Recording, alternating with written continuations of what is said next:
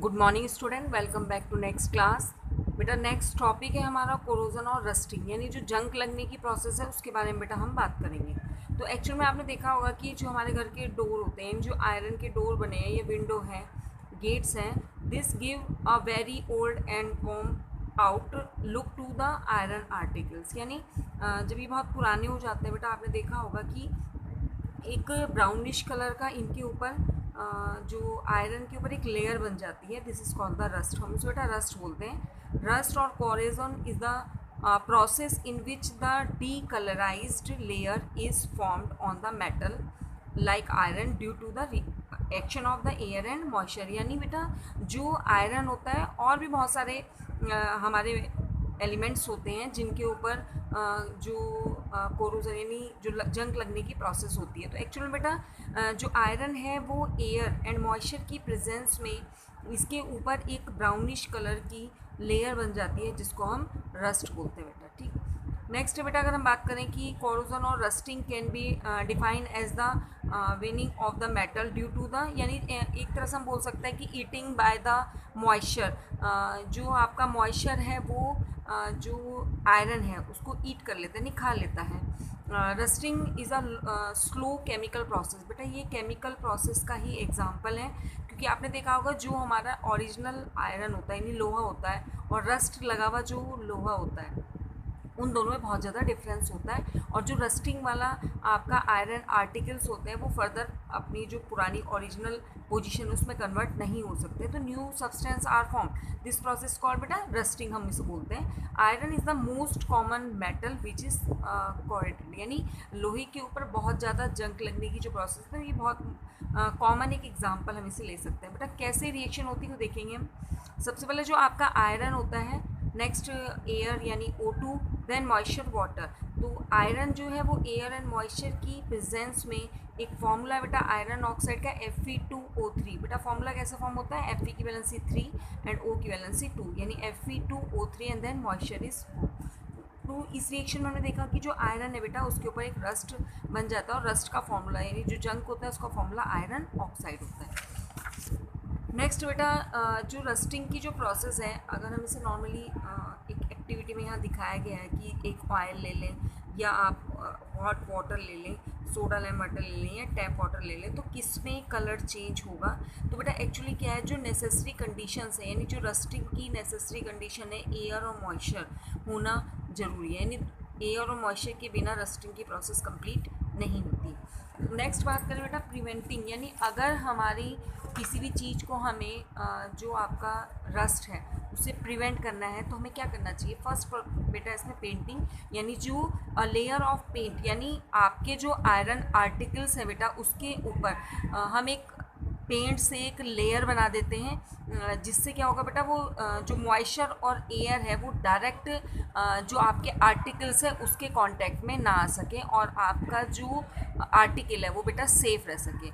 Oiling और greasing की अगर हम बात करें, व्हेन ऑयल और ग्रीस इज़ अप्लाइड, यानी अगर आप अपने आर्टिकल्स के ऊपर, यानी iron do not react with direct on, मतलब आपका जो आयरन आर्टिकल है उसके लिए हम क्या करें कि जो ऑयलिंग या ग्रीस है वो कर देंगे, तो उससे क्या होगा, ग्रीस करने से क्या होगा कि जो आपका आर्टिकल है वो डायरेक्ट कांटेक्ट में नहीं आ पाता मॉइस्चर के as well as water, and oil do not mix, मतलब उसमें हमें उससे क्या होगा बेटा कि आपका जो आर्टिकल है वो ख़राब नहीं होगा।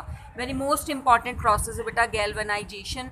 इसमें क्या करते हैं, जो आयरन कैन बी कोटेड, यानी आयरन के ऊपर क्रोमियम या जिंक की एक पॉलिश कर देते हैं, जिस प्रोसेस को गैल्वेनाइजेशन कहते हैं बेटा। ठीक है, the process of coating iron and zinc is called galvanisation, यानी दिस प्रोसेस कोटिंग के किसके ऊपर, आयरन के ऊपर हम जिंक की कोटिंग कर देते हैं तो उसे गैल्वेनाइजेशन प्रोसेस कहते हैं। Galvanisation protect iron and other metals from the rusting. तो जो गैल्वेनाइजेशन की प्रोसेस होती है एक्चुअल में वो क्या है बेटा, रस्टिंग को प्रिवेंट करने की प्रोसेस होती है। नेक्स्ट हमारा electroplating.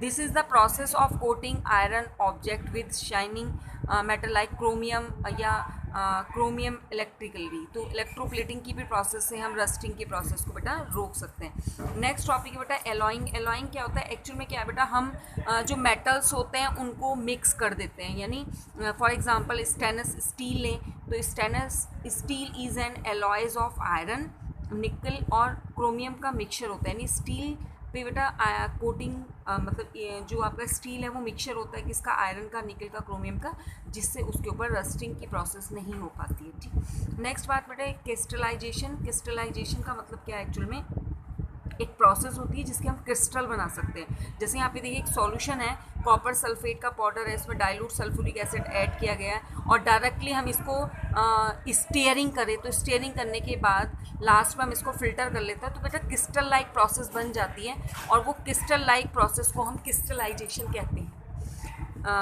Normally this process called crystallization for instant if we have heated sugar solution. बेटा क्या होता है कि अगर हमारे पास, ये तो हमने कॉपर सल्फेट के जो क्रिस्टल्स फॉर्म करे हैं, ठीक है। सिंपली अगर हम यहाँ देखें कि व्हाट इज़ द प्रोसेस, यानी crystals can be obtained from their solution by the process of heating or evaporation is called crystallization। यानी किसी भी सॉल्यूशन को कंटिन्यूसली हीट करेंगे और तो then convert into copper sulphate crystal में वो कन्वर्ट हो जाएगा। तो शुगर सॉल्यूशन जो होता है वो भी हमें एवोपरेट करके हम शुगर की जो क्रिस्टल है, चीनी के जो क्रिस्टल्स है वो बेटा हम फॉर्म कर सकते हैं। नेक्स्ट बेटा इसमें कि क्रिस्टलाइजेशन एक फिजिकल चेंज है या नहीं, तो in this chapter we study the different types of the example of physical and chemical change. यहाँ बेटा आपने बहुत सारे एग्जांपल पढ़े हैं फिजिकल और केमिकल चेंज के, और आपको साथ साथ अपनी एक्टिविटीज़ भी फॉर्म करनी, मतलब कॉन्टीन्यूसली रीड करनी बेटा। जो भी चैप्टर्स में आपकी एक्टिविटीज़ आई हैं वो भी आपको रीड करनी है। जैसे यहाँ पे अगर सिंपली देखें हम,